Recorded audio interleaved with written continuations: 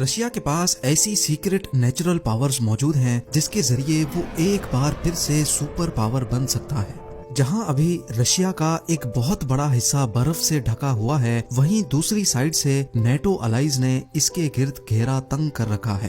America के बाद दुनिया की सबसे बड़ी मिलिट्री पावर रखने वाले रशिया को कौन सी चीज सुपर पावर बनने से रोक रही है? वो सुपर पावर जिसका टाइटल अभी अमेरिका के पास है, वो रशिया के पास अनकरीब वापस आने वाला है। लेकिन सवाल ये है कि आखिर कैसे? रशिया की जियोग्राफिकल लोकेशन में ऐसी क्या चेंजेस आने वाली हैं जो इसको एक बार फिर से सुपर पावर बना देंगी? जेम टीवी की वीडियोस में एक बार फिर से खुशामदीद। नाजरीन, ये तो हम सब जानते हैं कि रशिया एरिया के हिसाब से दुनिया का सबसे बड़ा मुल्क है। इसका अंदाजा आप इस बात से लगा लें कि रशिया के वेस्ट में जब सनराइज का टाइम होता है तो उसी वक्त रशिया के ईस्ट में रात के खाने का वक्त हो रहा होता है। 17 लाख स्क्वायर किलोमीटर के एरिया पर फैला हुआ रशिया इतना बड़ा है कि इसके अंदर 204 यूनाइटेड अरब एमिरेट्स, 5 इंडिया या 8 सऊदी अरेबिया या फिर 19 पाकिस्तान जैसे मुल्क फिट आ सकते हैं।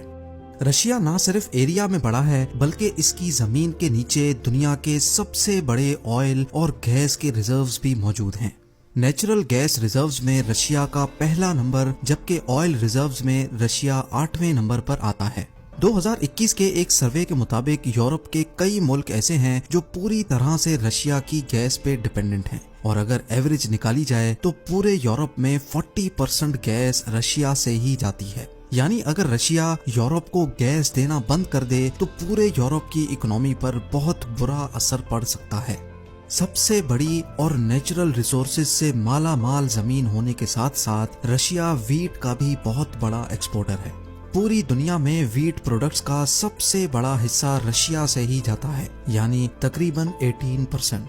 इन सब फायदों के साथ साथ रशिया की जियोग्राफी का एक बहुत बड़ा मसला भी है जो रशिया को मजीद ताकतवर होने से मुसलसल रोक रहा है, और वो मसला ये है कि रशिया का ज्यादातर हिस्सा इंतहाई सर्द मौसम की वजह से बिल्कुल बेकार पड़ा है। ये हिस्सा साइबेरिया में आता है जहां पूरे साल का एवरेज टेम्परेचर सिर्फ और सिर्फ 0.5 डिग्री सेल्सियस होता है। दुनिया का ठंडा तरीन शहर भी रशिया के इसी हिस्से में पाया जाता है जहां हैरानकुन तौर पे सर्दियों में टेम्परेचर -71 डिग्री सेल्सियस तक पहुंच जाता है, और इस शहर को हम ओइमियाकुन के नाम से पहचानते हैं। क्योंकि रशिया का बहुत बड़ा हिस्सा एक्सट्रीम वेदर कंडीशन से दोचार है, इसी वजह से एक तो रशिया की पॉपुलेशन एरिया के हिसाब से बहुत कम है, और दूसरा रशिया की टोटल आबादी